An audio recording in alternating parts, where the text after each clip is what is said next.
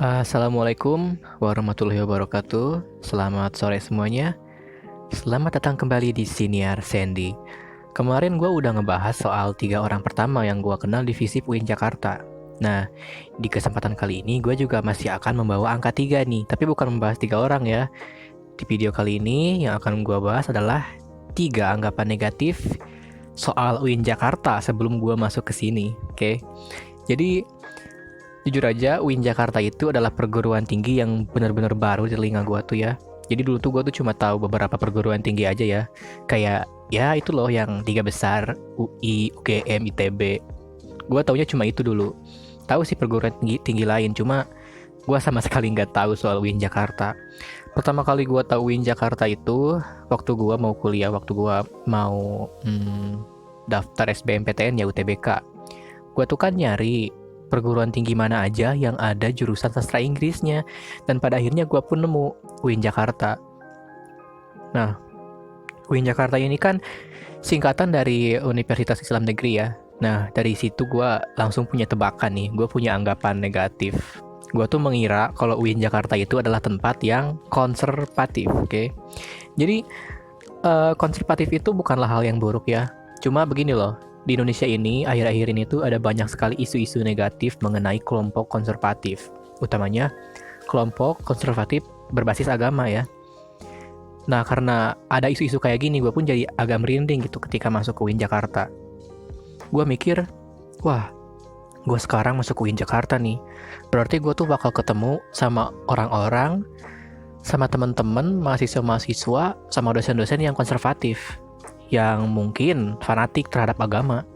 Itu yang gue pikirkan pertama kali masuk ke sini, pertama kali gue mengenal UIN Jakarta. Tapi ini ya, setelah gue masuk ternyata anggapan gue itu salah besar ya, karena ternyata di sini tuh ada banyak banget orang. Maksud gue ada berbagai macam jenis orang, gak hanya orang-orang yang konservatif. Memang orang yang konservatif itu ada, wajar ya, karena memang mayoritas orang-orang di sini tuh bisa gue bilang berasal dari latar belakang gimana ya, keagamaan lah gitu.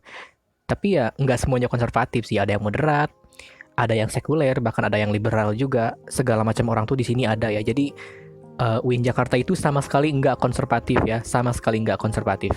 Itu yang pertama. Aduh maaf, gue nih agak kayak enak hidung nih, jadi susah ngomongnya.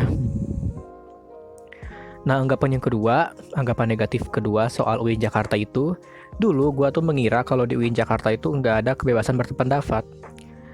Gue ngira kalau di UIN Jakarta itu kita harus bicara tuh harus sesuai dengan apa yang dikatakan Islam, nggak boleh bertentangan dengan Islam. Itu awalnya, cuman setelah gue masuk ke sini, anggapan gue itu juga runtuh, sama sekali runtuh. Karena ya bahkan dosen pun ada gitu yang bicaranya itu nggak selalu gimana ya, kayak nggak religius lah, jadi nggak berbicara berdasarkan agama. Jadi kalau soal keagamaan itu emang tergantung jurusan sih, tergantung jurusan sama tergantung matkul. Kalau jurusannya bukan soal agama ya buat apa sih kita ngelihat sesuatu dari sudut pandang agama, kan enggak lah. Jadi nah di UIN Jakarta itu kebebasan berpendapat itu sangat-sangat didukung, sangat-sangat dijunjung tinggi. Asalkan kita itu bisa buat premis yang jelas, yang mendukung kesimpulan yang kita bikin, maka ya kita bebas buat berpendapat seperti apapun itu. Asalkan kita bisa mempertanggungjawabkan apa yang kita pernyatakan, apa yang kita nyatakan, maka ya kita bebas untuk mengatakan apapun. Tapi beberapa waktu yang lalu memang sempat ada kasus ya, ada dosen yang bicara soal ormas kan sebutnya. Muhammadiyah apa boleh sebut ormas ya? Sama NU disebutnya ormas ya? Gue kurang tahu. Tapi yang pasti sempat ada dosen yang kena kasus. Mungkin bukan kasus sih, tapi dilaporin sama mahasiswanya sendiri. Dilaporinnya ke dunia maya, seingat gue tuh. Dan viral. Dan dosen tersebut harus meminta maaf. Nah, kejadian tersebut itu sudah mencederai kebebasan berpendapat, karena apa yang disampaikan di dalam kelas malah disebarluaskan di luar kelas. Ya itu sebenarnya adalah hal yang salah, tapi ya cuma satu kasus sih, cuma itu doang. Selebihnya ya kita bebas mau bicara apapun, nggak dikekang harus bicara sesuai dengan ini itu, sesuai dengan tuntutan kampus, nggak sama sekali. Nah itu yang kedua. Yang ketiga, gua tuh ngira kalau anak-anak UIN Jakarta itu gaya hidupnya itu bener-bener religius, bener-bener syar'i, sesuai dengan syariah. Itu yang pertama. Apalagi waktu gua nyari foto-foto gedung FISIP tuh, gua nemu foto-foto orang di gedung FISIP itu mereka pakai bajunya yang syar'i banget ya, yang minimalis dan juga tampak islami. Itu yang pertama. Tapi ternyata setelah gua masuk ke sini, ya sebenarnya nggak gitu-gitu amat sih.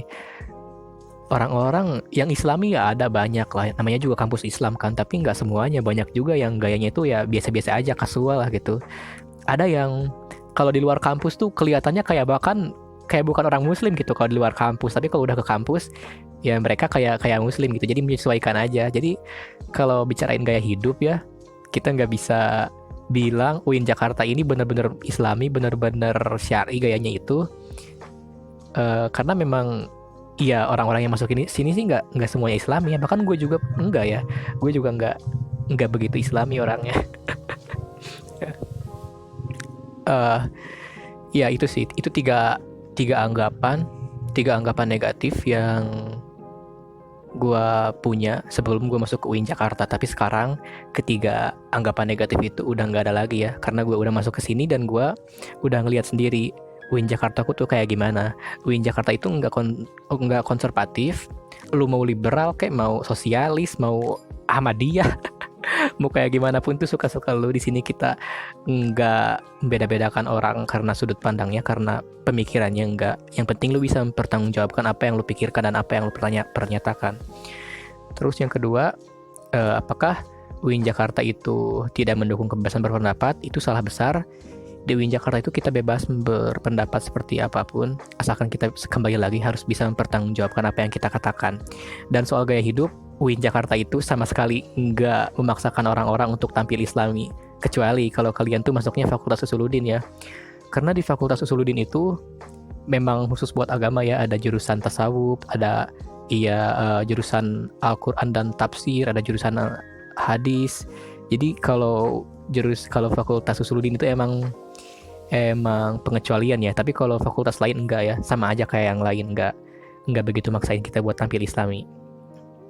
Nah, jadi buat temen-temen yang mungkin sekarang tuh masih punya 3 anggapan negatif kayak gue dulu tuh, gue kasih tahu aja, itu semua nggak benar ya. UIN Jakarta itu memang kampus muslim, tapi kita tuh nggak konservatif, kita tuh mendukung perbedaan, mendukung pluralisme. Kita menerima siapapun, apapun latar belakang lo, kita tuh pasti terima. Jadi jangan ragu-ragu kalau kalian tuh mau masuk UIN Jakarta. Aduh, malah promosi ya Allah. Karena emang bener loh, UIN Jakarta tuh bagus. Emang bagus, cuma kurang terkenal aja, entah kenapa. Gue juga nggak ngerti ya. Karena dulu gue sebelum masuk UIN Jakarta tuh gue juga sama sekali nggak tahu ada kampus namanya UIN Jakarta. Kagak tahu anjir. Boleh dibilang ya UIN Jakarta itu emang kurang terkenal ya, kalah pamer sama kampus-kampus tetangga kayak UI, UGM, ITB, atau mungkin IPB ya yang di Bogor tuh. Itu juga terkenal banget. Kalau kampus UIN Jakarta ya kurang terkenal. Tapi meskipun kurang terkenal, jangan salah loh, ini tuh kampus bagus anjir. Ada banyak tokoh-tokoh nasional tuh yang asalnya tuh dari UIN Jakarta. Contohnya kayak siapa? Kayak Azumardi Azra. Azumardi Azra itu orang pertama di Indonesia yang dapat gelar Sir dari Inggris ya. Dan dia tuh alumnus UIN Jakarta juga teman-teman. Jadi teman-teman jangan ragu sama kualitas UIN Jakarta. UIN Jakarta itu keren. UIN Jakarta tuh bagus kualitasnya, oke? Anjir malah promosi, cok. Oke teman-teman, omongan gue udah mulai ngelantur ya, karena emang gue ini ngomongnya spontanitas, kagak pakai teks, nggak terstruktur. Daripada gue makin panjang promosi, mungkin akan lebih baik kalau gue tutup aja. Jadi sekian teman-teman, itu dia 3 pandangan negatif gue soal UIN Jakarta sebelum gue masuk ke sini.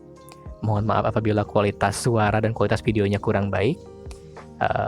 Terima kasih telah menonton. Wassalamualaikum warahmatullahi wabarakatuh. Salam anak UIN.